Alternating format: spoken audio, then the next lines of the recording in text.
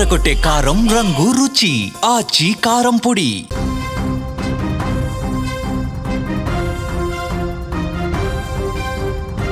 ఢిల్లీలోని ఎర్రకోట సమీపంలో జరిగినటువంటి పేలుడుపైన ముమ్మర దర్యాప్తు కొనసాగిస్తున్నాయి భద్రతా సంస్థలు. ఈ నేపథ్యంలో తాజాగా కొన్ని సంచలన విషయాలు ఈ ఘటనకు సంబంధించి దాని వెనుక ఉన్నటువంటి మూలాలకు సంబంధించిన వివరాలు బయటకు వస్తున్నాయి. సో ఇప్పుడు వాటిని రాబట్టేటువంటి ప్రయత్నం చేస్తున్నారు. ఈ క్రమంలో మరొక కీలక విషయం వెల్లడైంది. అసలు ఇప్పుడు జరిగినటువంటి ఈ పేలుడు డిసెంబర్ 6న పెద్ద భారీ ప్రణాళిక రచించినట్టుగా తెలుస్తుంది. పేలుడు ఇప్పుడు జరగాల్సింది కాదు.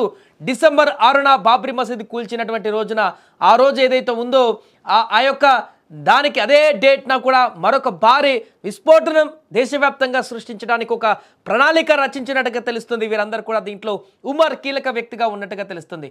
ఉమర్ నబీ ప్రణాళిక రచించారు డిసెంబర్ 6న భారీ ఎత్తున దేశవ్యాప్తంగా పేలుళ్లకు. కానీ అది వర్కౌట్ కాలేదు.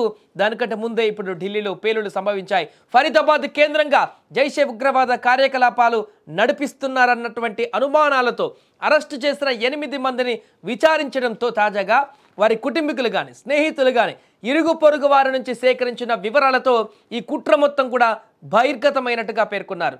సో భద్రతా దళాలు ముందుగానే అప్రమత్తమై ఆ కుట్రను విచ్ఛిన్నం చేశాయి కాబట్టి ఇప్పుడు కొంతమేరకు సేఫ్గా కనిపిస్తున్నాం. కానీ డిసెంబర్ 6న ఒక భారీ విస్ఫోటనానికి వీరందరూ కూడా ప్రయత్నం చేసినట్టుగా తెలుస్తుంది.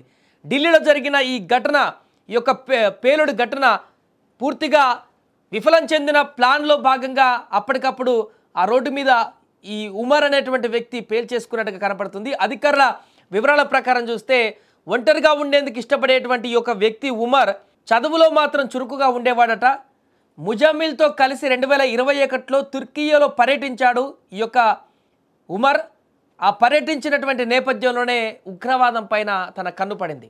అతడిలో తీవ్రమైనటువంటి చేంజెస్ వచ్చాయంట ఆ తుర్కియా పర్యటనకు వెళ్ళిన తర్వాత. అక్కడికి వెళ్ళిన తర్వాత ఎవరి సందేశాలు విన్నాడో లేకుంటే ఆ ఉగ్రవాదం వైపు ఎందుకు పూర్తిగా సరెండర్ అయిపోయాడో తెలియదు. కానీ ఉగ్ర కార్యకలాపాలపైన తుర్కియా పర్యటన పూర్తిగా అటు మళ్ళడానికి దారితీసిందట ఈ ఉమర్ని.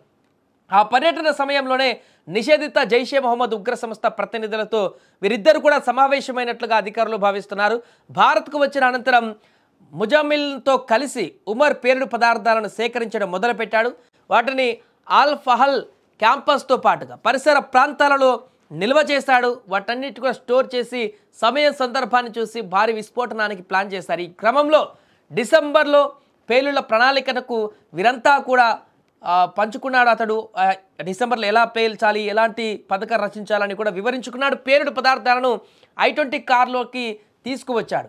ఇంటర్నెట్లో చూసి వెహికల్ ఆధారిత IEDని రూపొందించేందుకు ప్రయత్నాలు కూడా చేశాడు. అయితే పేలుడు పదార్థం తయారీ పూర్తి కాకముందే అది పేలిపోయినట్లుగా దర్యాప్తు అధికారులు భావిస్తున్నారు. అందుకే ఇప్పుడు సిగ్నల్ దగ్గర అనుకోకుండా ఊహించని పరిణామంగానే అది పేలినట్టుగా కనపడుతుంది. ఫరీదాబాద్తో సహా పలు ప్రాంతాలలో 2900 కిలోల పేలుడు పదార్థాలు స్వాధీనం చేసుకున్నారు పోలీసులు. అంటే అర్థం చేసుకోండి, ఇప్పుడు కారు పేలుడు సంభవిస్తేనే సిగ్నల్ వద్ద చూస్తున్నాం ఎంత విస్ఫోటనలాగా కనిపించిందో. అది భారీ ఎత్తున ఆ యొక్క పేలుడు తాటికి చుట్టుపక్కల ఉన్న వాహనాలు కూడా మొత్తం కూడా కకావికలం అయిపోయాయి. దూరంలో ఉన్న షాపులు కూడా ధ్వంసం అయిపోయాయి. 12 మంది మృతి చెందారు. అదే ఈ 2900 కిలోల గనక పేలుడు రసాయనం గనక భద్రతా బలగాలు విచ్ఛిన్నం చేయకపోతే, వారిని గుర్తించి పట్టుకోకపోతే డిసెంబర్ 6న ఎంత భారీ విధ్వంసం జరిగేదో ఒక్కసారి ఊహించండి. ఉగ్రవాద కుట్రను బహిర్గతం చేసినట్లుగా చెప్పడాన్ని చూసి రీసెంట్గా దొరికినటువంటి తర్వాత ఉమర్ భయపడిపోయినట్లుగా అధికారులు భావిస్తున్నారు.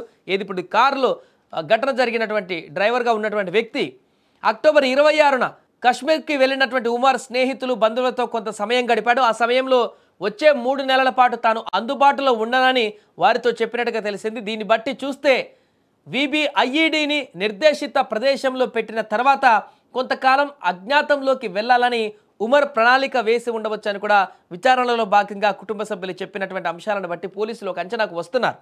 జైషే మొహమ్మద్ ఉగ్ర సంస్థకు మద్దతుగా అక్టోబర్ 19న శ్రీనగర్లో పోస్టర్లు అంటించినటువంటి కేసు ఈ మొత్తం దర్యాప్తునకు తొలి అడుగని చెప్పవచ్చు.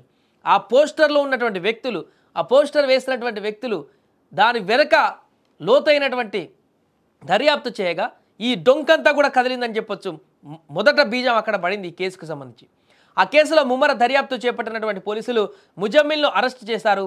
ఈ పోస్టర్ల వ్యవహారంలో అతడితో పాటు మరికొంతమంది పాల్గొన్నట్లుగా సీసీటీవీ దృశ్యాలలో గుర్తించిన పోలీసులు దీని వెనక ఉన్న అంతర్రాష్ట్ర ఉగ్ర నెట్వర్క్ను కూడా ఛేదించారు. ఈ క్రమంలో డాక్టర్ ముజమ్మిల్ అరెస్ట్, అతడి రూమ్లో 360 కిలోల అమోనియం నైట్రేట్ స్వాధీనం చేసుకోవడం తదితర పరిణామాలతో ఉమర్ ఇప్పుడు ఏదైతే కారులో పేలిపోయినటువంటి వ్యక్తి ఎవరైతే ఉన్నారో ఆ ఉమర్ భయపడిపోయినట్టుగా సమాచారం. అందుకే ఒకసారి మనం అక్కడ అబ్జర్వ్ చేస్తే ఆ పేలుడు సంభవించడానికి ముందు కొన్ని గంటల పాటు 3 గంటల పాటు సుమారు పార్కింగ్ ప్లేస్లో కారు అక్కడే ఆపి ఉమర్ ఉండిపోయాడు. అతనికి ఏం చేయాలో అర్థం కాలేదు. ఇంకా పోలీసులు పట్టేసుకుంటారు, నా పని అయిపోయింది, ఇప్పటికే మిగతా వారందరినీ కూడా అరెస్ట్ చేయడం జరిగింది, ఎన్ని రకాల ప్రయత్నాలు చేసినా ఇది వర్కౌట్ కావట్లేదు అనేటువంటి ఒక తీవ్రమైనటువంటి ఆలోచనలో పడిపోయినటువంటి ఆ ఉమర్ అక్కడి నుంచి కారులో బయలుదేరి కరెక్ట్గా సిగ్నల్ దగ్గరికి రాగానే ఆ పేలుడు సంభవించింది. అతను కావాలని పేల్చాడా లేకుంటే అది పేలుడు పదార్థాలతో వెళ్తుండగానే వాటంతట అవే పేలిపోయిందా అనేది తెలియాల్సి ఉంది. ఎందుకంటే ఇంకా అది పూర్తి స్థాయిలో పేలుడికి సిద్ధంగా ఉన్నట్టు కనిపించట్లేదు చెప్పిన దాన్ని బట్టి చూస్తే. ఎందుకంటే వీరి ప్రణాళిక డిసెంబర్ 6కు ఉంది, ఇంకా సమయం ఉంది కాబట్టి దానికి సంబంధించిన పనులు మాత్రం చేసుకుంటున్నారు వీరు. కారుతో పాటుగా మిగతా ఆ పేలుడు రసాయనాలు, పేలుడు పదార్థాలన్నింటినీ కూడా అప్పటికప్పుడు రెడీ చేసుకుంటున్నారు.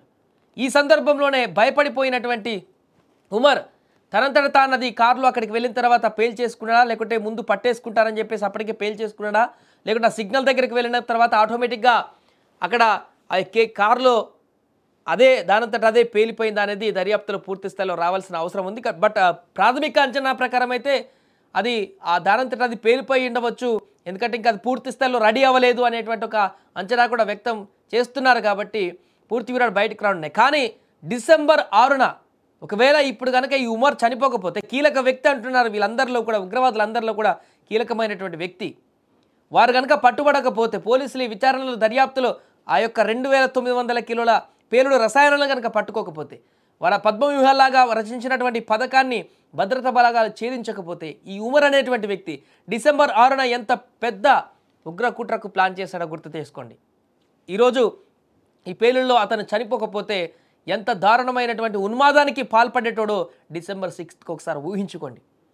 ఇలాంటి దారుణమైనటువంటి ఘటనలు గతంలో జరిగాయి కాబట్టి భద్రతా బలగాలు ఎక్కడ ఉన్న ఇలాంటి మూకలు, ఇలాంటి ఉగ్రవాదులు మన దేశం పైన నిరంతరం విషం చిమ్మడానికి, ఎప్పుడంటే అప్పుడు ఉగ్ర కార్యకలాపాలు రచించడానికి సిద్ధంగా ఉన్నటువంటి అనేక మంది ఇలాంటి వారందరినీ కూడా కూకటి వేళ్లతో పెకిలిస్తూ వస్తుంది భద్రతా బలగాలన్నీ కూడా. వారికి యాడ్సప్ చెప్పాలి, లేకపోతే వాళ్ళు కనుక ఇప్పుడు భద్రతా బలగాలు మన వాళ్ళు కరెక్ట్గా పనిచేయకపోతే ఎంతో పెను ఉపద్రవం వచ్చేదో తెలుసా. డిసెంబర్ 6 ఎట్టకేలకు ఉమర్ చనిపోయాడు కాబట్టి దీనికి సంబంధించి విచారణలో లోతైనటువంటి అంశాలు బయటకు వస్తున్నాయి.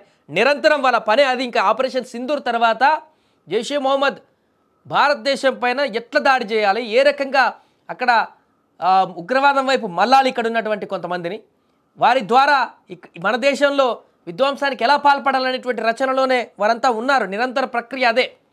దాంట్లో ఆ జైషే మొహమ్మద్ చీఫ్ వారి సోదరి కూడా ఉన్నట్టుగా తెలుస్తుంది. ఇప్పుడు కీలక పాత్ర మహిళల్ని కూడా ఇంక్లూడ్ చేస్తున్నట్టుగా తెలుస్తుంది.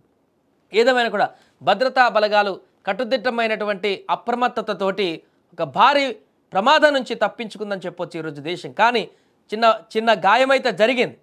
ఢిల్లీలో జరిగినటువంటి ఈ ప్రమాదంలో ఇప్పటికే 12 మంది మరణించారు. అందుకే ఇంకా సీరియస్గా లోతైనటువంటి విచారణ కొనసాగిస్తూ అన్ని రకాల కోణాలలో కూడా ఈ యొక్క దర్యాప్తును ముందుకు తీసుకువెళ్తుంది.